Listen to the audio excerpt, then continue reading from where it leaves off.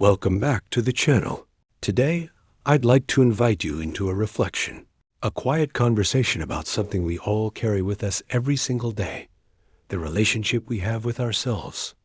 It's curious, isn't it? We spend our entire lives in our own company, yet so often we treat ourselves as strangers, or worse, as adversaries. We look in the mirror and see only what's missing. We replay our mistakes like old films we can't stop watching. We measure ourselves against invisible standards and always seem to come up short. What if, just for these few minutes, we sat together with this question? What does it mean to truly accept oneself? Self-acceptance is not resignation. It's not giving up or settling. It's something far more profound and, paradoxically, far more difficult.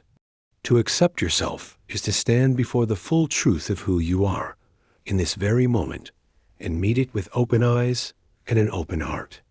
It's to acknowledge your light and your shadows, your strengths and your wounds, without needing to justify or explain them away. There's a certain courage required here. We're so accustomed to editing ourselves, to presenting only the acceptable parts, that the idea of simply being with all of ourselves, unfiltered and whole, can feel almost frightening. Think about it. When was the last time you looked at yourself without judgment? Not evaluating, not fixing, not improving, just looking, just being with what is.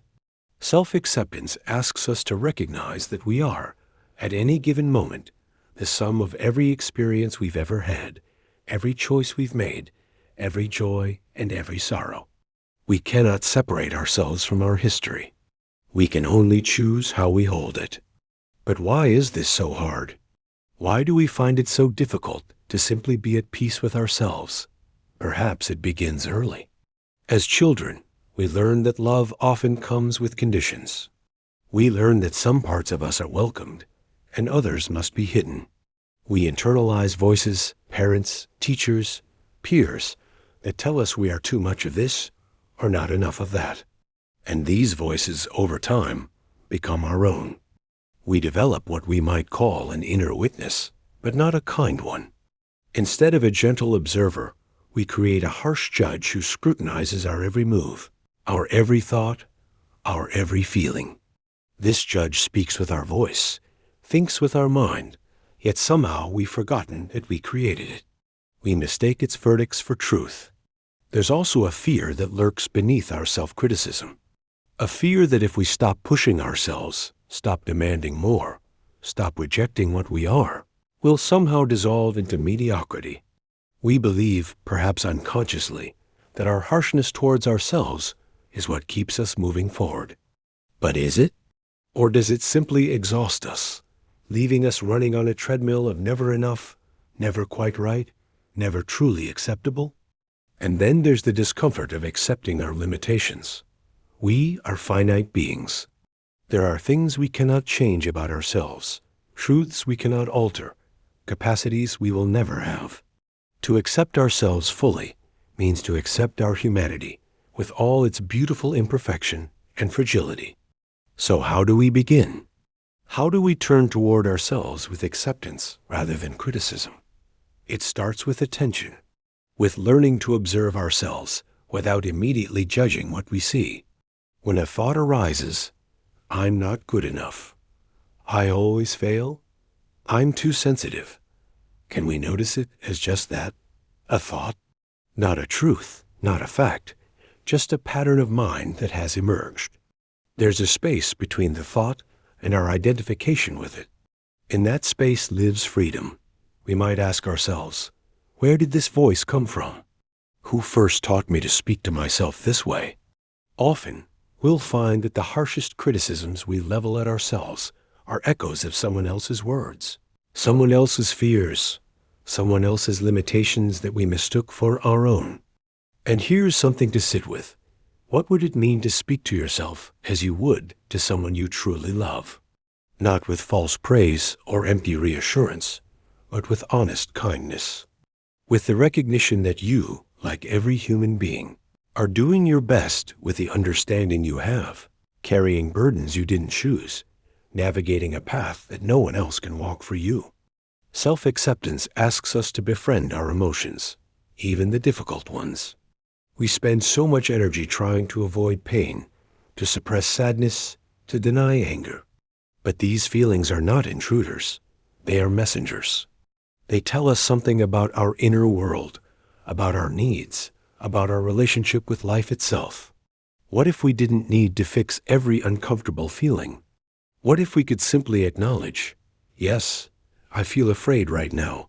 Yes, I feel sad. Yes, I feel inadequate. Not as failures, but as honest moments of being human. Forgiveness is part of this journey too. We all carry regrets, moments we wish we could undo, words we wish we could unsay. But the past is not a prison unless we make it one. To forgive yourself is not to say that everything you've done was right. It's to release yourself from the endless punishment of what cannot be changed.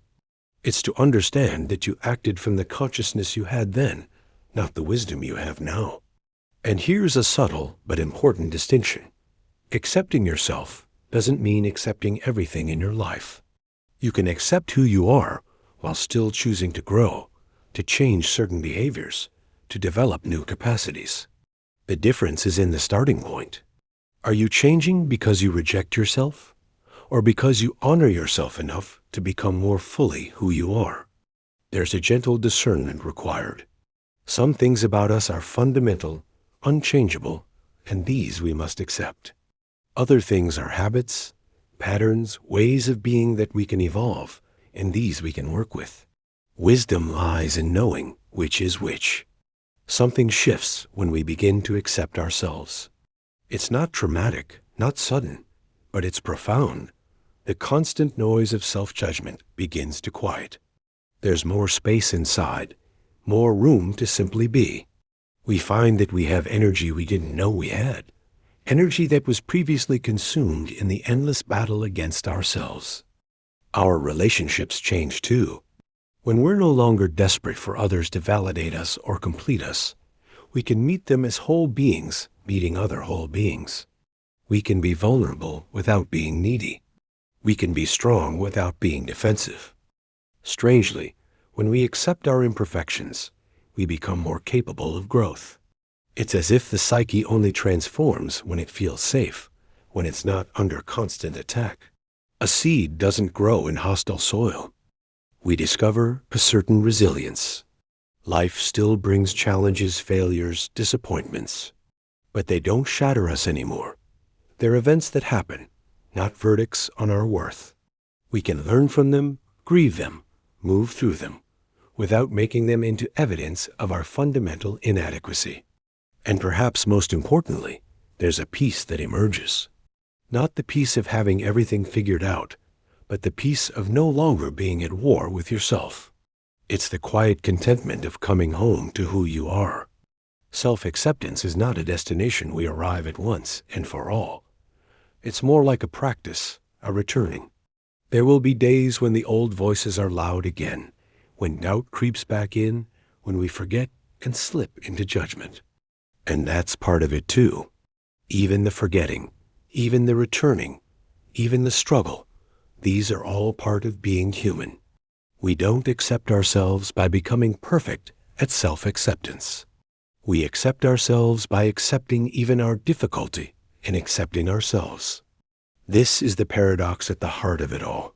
You don't need to earn acceptance.